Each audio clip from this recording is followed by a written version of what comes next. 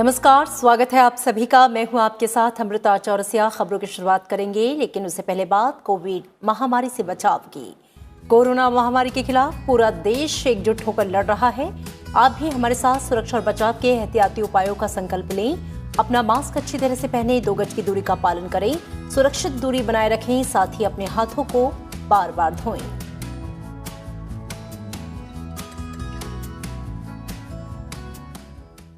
और आइए अब एक नजर हेडलाइंस पर। ऊर्जा के क्षेत्र में आत्मनिर्भरता की ओर देश का एक और कदम। प्रधानमंत्री नरेंद्र मोदी ने राष्ट्र को समर्पित की तमिलनाडु में तैयार रेल और गैस क्षेत्र की प्रमुख परियोजनाएं। कहा, स्वच्छ और हरित ऊर्जा की दिशा में काम करना सामूहिक कर्तव्य है।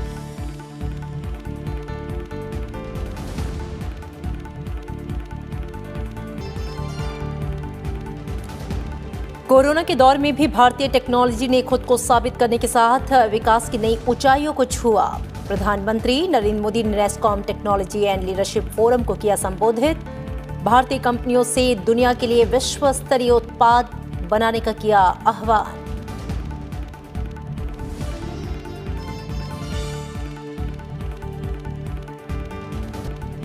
भारत में वैश्विक पैमाने पर होगा दूरसंचार और नेटवर्किंग उत्पादों का निर्माण। कैबिनेट ने टेलीकॉम सेक्टर के लिए 12,000 करोड़ रुपए से अधिक की योजना को दी मंजूरी। Juvenile justice care and child protection act में संशोधन का फैसला।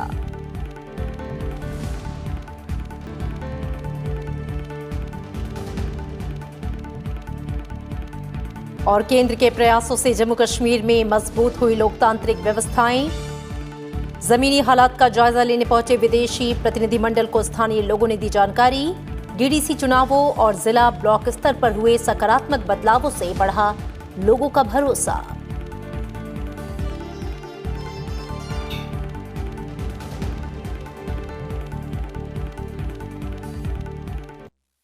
नया भारत और हर नागरिक विकास के लिए अधीर है। हमारी सरकार नए भारत के युवाओं की भावनाओं को समझती है। 130 करोड़ से अधिक भारतीयों की आकांक्षाएं हमें आगे बढ़ने के लिए प्रेरित करती हैं। नेस्कॉम प्रौद्योगिकी और लीडरशिप फोरम को संबोधित करते हुए प्रधानमंत्री ने ये बातें कही। उन्होंने भारतीय कंपनियों से दुनिया के लिए विश्व स्तरीय उत्पाद बनाने का आह्वान किया। प्रधानमंत्री नरेंद्र मोदी ने वीडियो कॉन्फ्रेंसिंग के जरिए नेस्कॉम प्रौद्योगिकी और लीडरशिप फोरम यानी NTLF को संबोधित किया। इस मौके पर प्रधानमंत्री ने कहा कि अभी एक ऐसा समय है जब दुनिया भारत की तरफ नई उम्मीद और भरोसे के साथ देख रही है।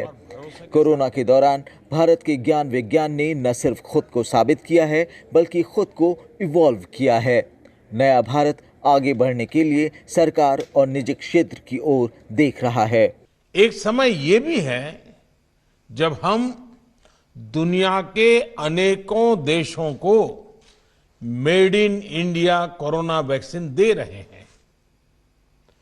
कोरोना के दौरान भारत ने जो सॉल्यूशंस दिए वो आज पूरी दुनिया के लिए प्रेरणा है। प्रधानमंत्री ने कहा कि सरकार जानती है कि अवरोधों से भविष्य का नेतृत्व कभी विकसित नहीं हो सकता। सरकार टेक्नोलॉजी उद्योग से सभी गैर जरूरी नियमों को हटाने की दिशा में लगातार काम कर रही है।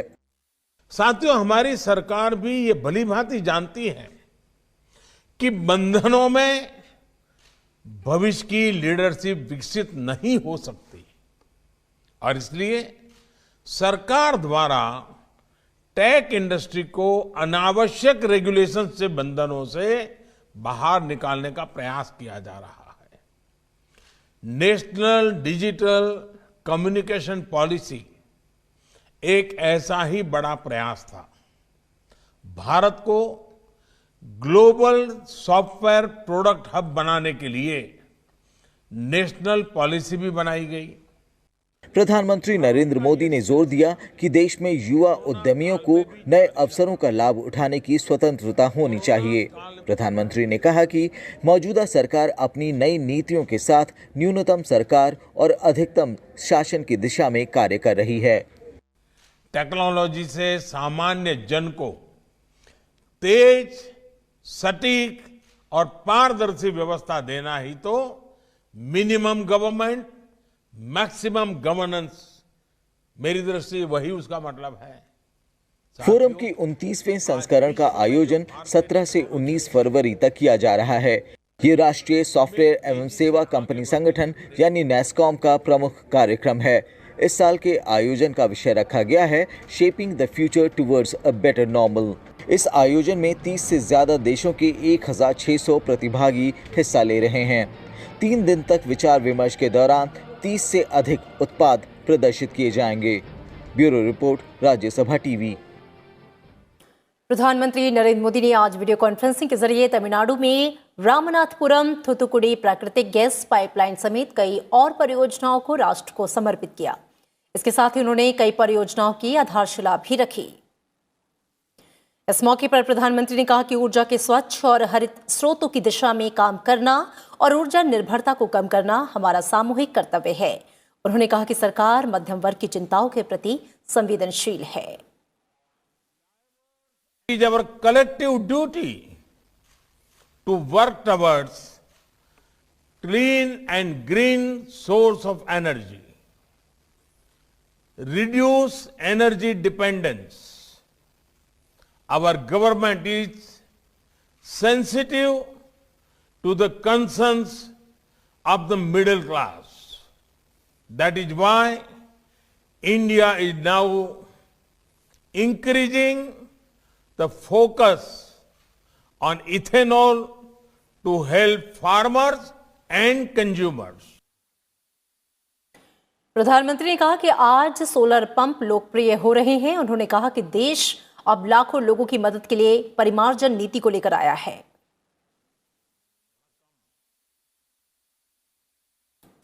India has now come out with scrappage policy to help lakhs of people.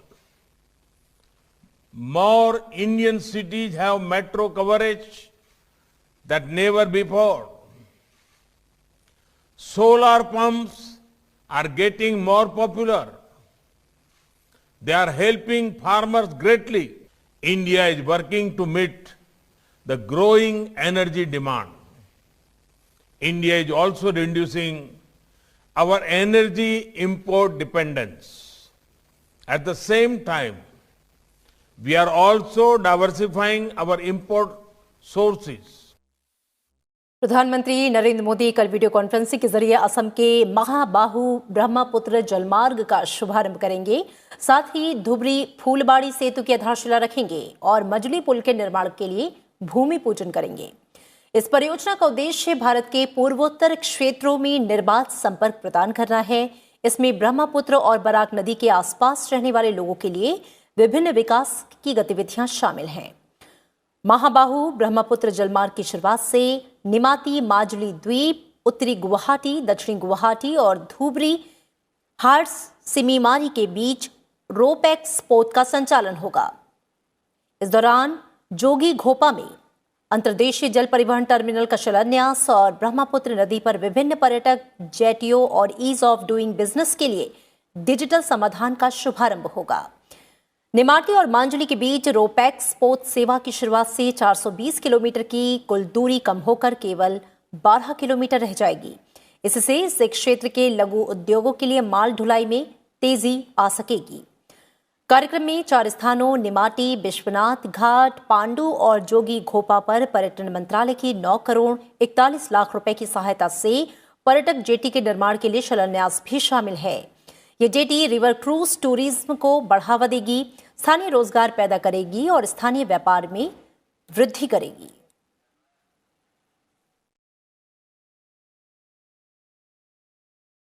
और केंद्रीय कैबिनेट की बैठक में आज कई अहम फैसले लिए गए। कैबिनेट में देश में वैश्विक दूरसंचार विनिर्माण क्षेत्र की धुरी बनने के लिए पीएलआई योजना को मंजूरी दी गई। कैबिनेट के फैसले की जानकारी देते हुए कैबिनेट मंत्री रविशंकर प्रसाद ने कहा कि दूरसंचार क्षेत्र के लिए पीएलआई योजना से देश में दूरसंचार और नेटवर्किंग उपकरण निर्माण को बल मिलेगा। उन्होंने कहा, दूरसंचार विनिर्माण को 5 साल में 12,195 करोड़ रुपए के व्यय से बल मिलेगा और इससे उत्पादन में 2 लाख करोड़ रुपए से ज्यादा की वृद्धि होगी। आज हमने टेलीकॉम सेक्टर के लिए पीएलआई को आज कैबिनेट ने मंजूरी दी है और make in India telecom equipments में आगे बढ़े। अब 5G के इक्विपमेंट्स आएंगे, बाकी आएंगे, तो इसके लिए हमें इंसेंटिव देना ज़रूरी था। आत्मनिर्भर भारत में हम भारत की MSME को भी प्रमोट करना चाहते हैं। उनके लिए 10 करोड़ का थ्रेशोल्ड है कि आपका 10 करोड़ का है तो हम आप इसमें आ सकते हैं, और आगे आप ऊपर तक 50 करोड़ तक जा सकते हैं। और जो हमारा अनुमान है, जो हम आपको बताना चाहते हैं कि हम 2,44,200 करोड़ का इंक्रीमेंटल प्रोडक्शन करेंगे। एक्सपोर्ट वर्थ 1,95,360 करोड़, और डायरेक्ट इनडायरेक्ट एम्प्लॉयमेंट 40,000 लोगों को देंगे। और इसके अलावा कैबिनेट ने juvenile justice care and protection act 2015 में संशोधन के प्रस्ताव को स्वीकार किया। कैबिनेट ने भारत और मॉरिशस के बीच व्यापक आर्थिक सहयोग और साझेदारी समझौते को मंजूरी दी। प्रशासनिक ढांचे में देश भर में बच्चों के संरक्षण के दृष्टि से कुछ विशेष निर्णय लिए गए हैं। हर जिले में अब डिस्ट्रिक्ट मैजिस्ट्रेट, जिसमें एडिशनल डिस्ट्रिक्ट मैजिस्ट्रेट भी सम्मिलित होंगे, उनको अब अधिकार दिया जाएगा कि जो एजेंसीज जे एक्ट के इम्प्लीमेंटेशन के लिए जिम्मेदार हैं, उनकी फंक्शंस को मॉनिटर करे डिस्ट्रिक्ट मैजिस्ट्रेट। केंद्रीय शिक्षा मंत्री डॉक्टर रमेश पोखरियाल निशंक ने कहा कि नई शिक्षा नीति भारत को एक बार फिर विश्व गुरु बना सकती है। राष्ट्रीय शिक्षा नीति 2020 पर आयोजित राष्ट्रीय संगोष्ठी को संबोधित करते हुए शिक्षा मंत्री ने कहा कि भारत ने हमेशा से दुनिया को राह दिखाई है और एक बार फिर देश प्रधानमंत्री नरेंद्र मोदी के नेतृत्व में दुनिया को रास्ता दिखा रहा है। उन्होंने कहा कि नई शिक्षा नीति ज्ञान विज्ञान के साथ अनुसंधान और नवाचार पर केंद्रित है और इससे बच्चों का सर्वांगीण विकास हो सकेगा। ज्ञान विज्ञान अनुसंधान नवाचार जीवन मूल्य क्या क्या नहीं सीखते थे। यहाँ से ये विश्व में लीडरशिप दी है मेरे देश ने, और आज हमको इस बात की खुशी है कि ऐसा वक्त आ गया अब जब हमारे देश के यशस्वी प्रधानमंत्री श्री नरेंद्र मोदी जी के नेतृत्व में फिर देश उसी ताकत के साथ बढ़ता जा रहा है। वित्त मंत्री निर्मला सीतारमण ने आम बजट की घोषणाओं में शिक्षा के क्षेत्र में महत्वपूर्ण ऐलान किया है। इस बजट में वित्त मंत्री निर्मला सीतारमण ने 15,000 से अधिक स्कूलों को राष्ट्रीय शिक्षा नीति के तहत गुणात्मक रूप से मजबूत बनाने की घोषणा पेश की है। एक रिपोर्ट। कोरोना की मार से प्रभावित शिक्षा क्षेत्र को उबारने के लिए सरकार ने आम बजट में कई अहम घोषणाएं की हैं। सरकार का जोर नई शिक्षा नीति के लक्ष्यों को पूरा करने पर है। नई शिक्षा नीति की जरूरतों को देखते हुए देश भर में 15,000 स्कूलों को मजबूती दी जाएगी। वहीं स्कूली शिक्षा की गुणवत्ता पर बढ़ाने पर भी जोर दिया जाएगा। देश में 100 नए सैनिक स्कूल खोलने के लिए बजट में ऐलान किया गया है। ये सैनिक स्कूल प्राइवेट सेक्टर, गैर सरकारी संगठनों और राज्यों की मदद से खोले जाएंगे।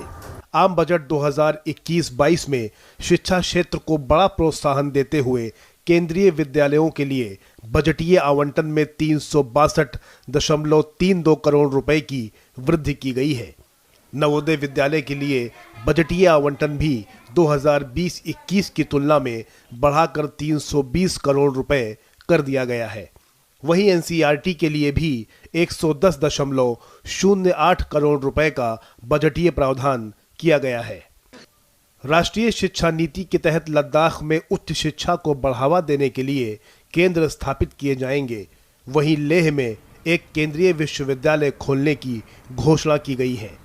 इसके अलावा वित्त मंत्री ने बजट भाषण में हायर एजुकेशन कमीशन बनाने की भी घोषणा की है।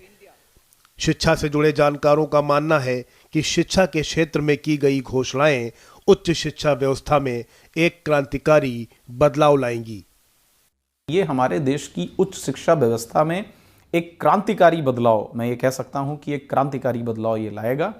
और इसमें जो है तमाम सारे नियामक जो उच्च शिक्षा में काम कर रहे हैं, जैसे कि यूजीसी है, जैसे कि एआईसीटी है, जैसे कि national council of teacher education है, इन सबको मिलाकर के एक अम्ब्रेला रेगुलेटर की स्थापना HECI के रूप में की जाएगी।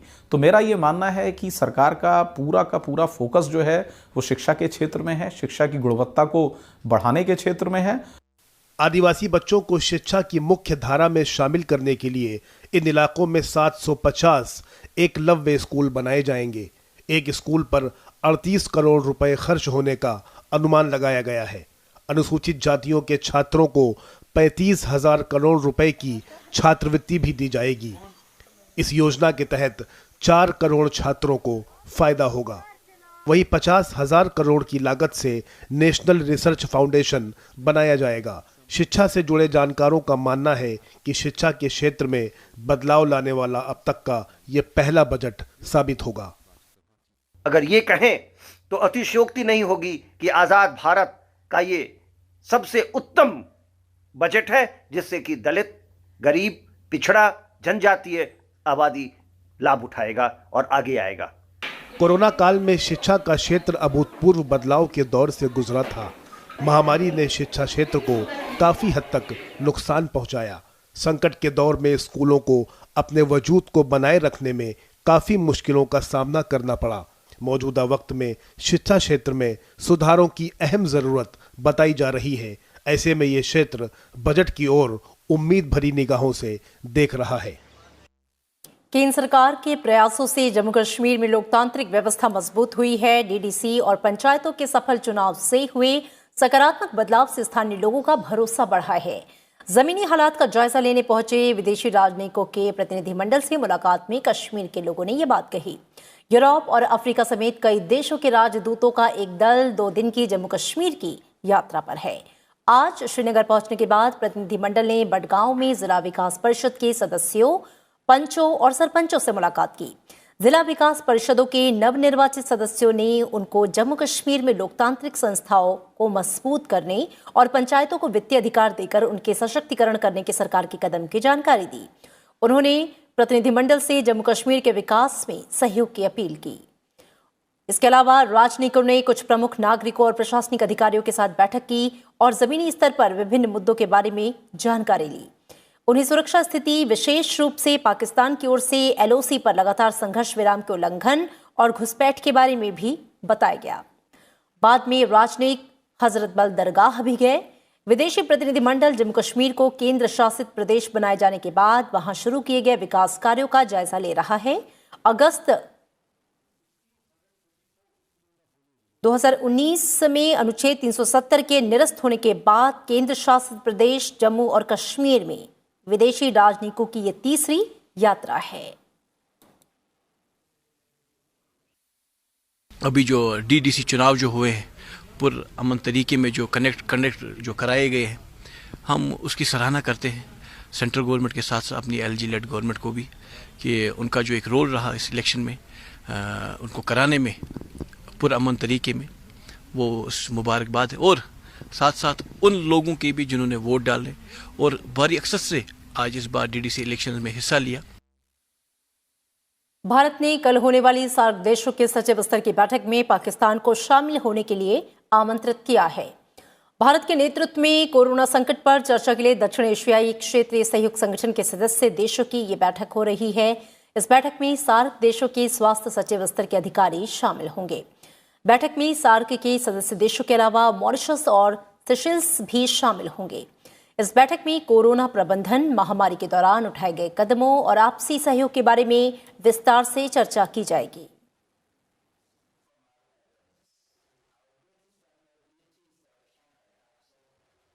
प्रधानमंत्री के प्रधान सचिव निपेंद्र मिश्रा ने आज देश भर में कोविड-19 टीकाकरण अभियान की प्रगति की समीक्षा की। उच्च स्तरीय बैठक में उन्होंने टीकाकरण की गति में तेजी लाने के उपायों पर भी चर्चा की। भारत में कोविड टीकाकरण अभियान तेजी के साथ चल रहा है। भारत में अब तक 91 लाख से अधिक लोगों का टीकाकरण किया गया है। इनमें से 65 लाख से अधिक स्वास्थ्य कर्मी और 25 लाख से अधिक अग्रिम पंक्ति के कार्यकर्ता शामिल हैं। स्वास्थ्य मंत्रालय के मुताबिक आज शाम 6 बजे तक 91,86,756 लोगों को कोविड टीका दिया गया। 8 राज्यों में देश के कुल टीकाकरण का 57% से अधिक टीकाकरण हुआ है।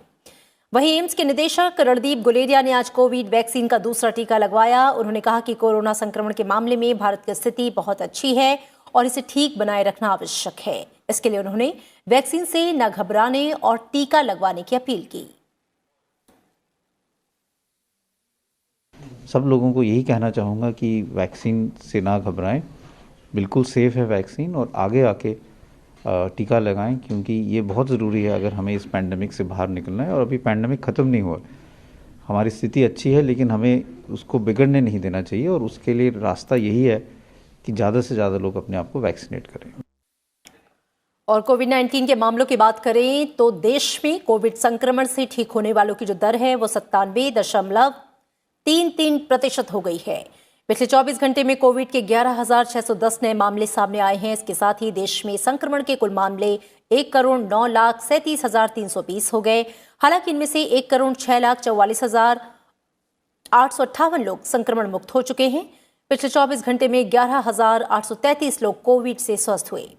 कोरोना वायरस से 100 और लोगों की मौत के बाद देश में इस महामारी से मृतकों की संख्या बढ़कर 1,55,913 हो गई है। देश में अभी 1,36,549 लोगों का कोरोना वायरस संक्रमण का इलाज चल रहा है। यह आंकड़ा कुल मामलों का 1.25% है।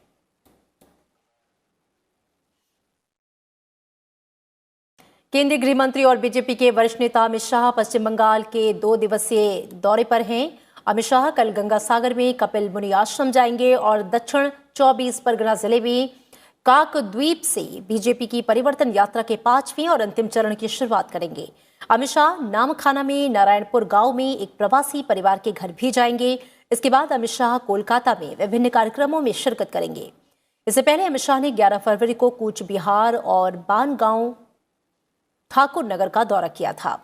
पश्चिम बंगाल विधानसभा चुनाव से ठीक पहले बीजेपी अपनी स्थिति को मजबूत करने में लगी है। कोलकाता में आज बंगाली एक्टर यश दास गुप्ता समेत कई लोग पार्टी में शामिल हुए।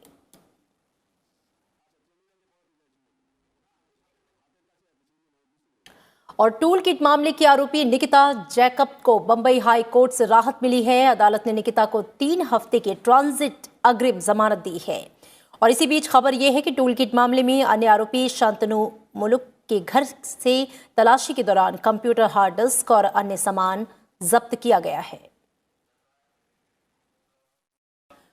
और इस बीच 26 जनवरी को निकाली गई ट्रैक्टर परेड के दौरान लाल किला पर हुई हिंसा के मामले में पुलिस ने एक और आरोपी मनिंदर सिंह को गिरफ्तार किया है। मनिंदर सिंह के पास से पुलिस ने 2 तलवार बरामद की। दिल्ली पुलिस के स्पेशल सेल ने मनिंदर को कल प्रीतमपुरा के पास से गिरफ्तार किया। 2 दिनों की मास्को यात्रा पर गए विदेश सचिव हर्षवर्धन श्रृंगला ने आज रूस के उप विदेश मंत्री इगोर मोरगुलोव से मुलाकात की। दोनों अधिकारियों ने प्रतिमंडल के साथ संयुक्त रूप से भारत रूस विदेश मंत्रालय परामर्श में हिस्सा लिया। विदेश मंत्रालय से प्राप्त जानकारी के मुताबिक बैठक में दोनों देशों के बीच द्विपक्षीय मसलों के अलावा बहुपक्षीय संगठनों में सहयोग पर विस्तार से बात हुई। विदेश सचिव हर्षवर्धन श्रृंगला और रूस के उप विदेश मंत्री इगोर मोरगुलोव के बीच क्षेत्रीय और वैश्विक मुद्दों पर बात हुई।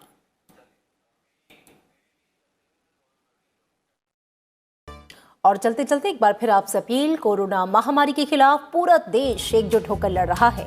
आप भी हमारे साथ सुरक्षा और बचाव के एहतियाती उपायों का संकल्प लें। अपना मास्क अच्छी तरह से पहने, 2 गज की दूरी का पालन करें, सुरक्षित दूरी बनाए रखें, साथ ही अपने हाथों को बार बार धोएं।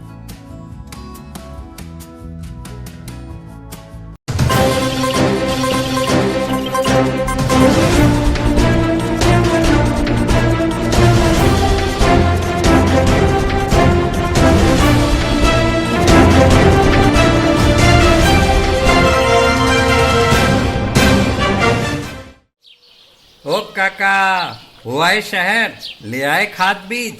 हाँ भाई, लेके तो आया हूँ, पर क्या कहूँ, महंगाई इतनी हो गई है कि समझ में नहीं आता है कि खेती करे कैसे। फसल भी अच्छी नहीं होती है, ये दवाइयाँ नहीं डालूँ तो कर्जा करके लाओ, कैसे भी लाओ, लाना तो पड़ेगा ही। और ये दवाई की दुकान का कर्जा तो ख़त्म होने का नाम नहीं लेता। लाना तो मुझे भी है, पर सब कुछ इतना महंगा है, कहाँ से लाऊं, किससे खरीदूं, किसके पास सही दामों में मिलेगा और क्वालिटी उत्पाद भी मिलेगा या नहीं। अपनी फसलों की सही दवाओं के लिए दूर दूर तक शहरों में जाना और दवाओं को लाना पड़ता है। फसलों के लिए दवाएं सही है या नहीं, ये जानकारी भी नहीं होती। फसलों की कटाई पर सही दाम मिलेंगे या नहीं, इन तमाम मुश्किलों से दूर होने के लिए आइए खेती बाड़ी केंद्र। खेती बाड़ी केंद्र एक ऑनलाइन सेवा केंद्र है जिससे आप अपने मोबाइल के द्वारा जुड़ सकते हैं, जहां आपको अपनी खेती के लिए सही प्रकार की दवाएं मिलेंगी, वो भी होलसेल मूल्य पर। वो सभी दवाएं सीधा निर्माता से लेकर आप तक पहुंचाते हैं, यानी कि बीच में होने वाले सारे खर्च की बचत आपकी जेब में। साथ ही साथ दवाओं को लाने और ले जाने की झंझट से भी छुटकारा। अपनी मुश्किलों को दूर करने के लिए आप खेती बाड़ी केंद्र पर एक मिस कॉल करें। खेती बाड़ी केंद्र का किसान मित्र आपसे तुरंत संपर्क करेगा और आपको सभी जरूरी जानकारी देगा। खेती बाड़ी केंद्र की फ्रेंचाइजी लेकर खेती बाड़ी मित्र बनिए और किसानों की सेवा कर देश की तरक्की में भागीदार बने। आज ही संपर्क करें नीचे दिए गए नंबर पर और खेती बाड़ी केंद्र से जुड़े। ये है खेती बाड़ी केंद्र ऐप। अच्छा, किसानों की सरदारी, उन्नत खेती बाड़ी। खेती बाड़ी केंद्र, देश के अन्नदाता की दुकान।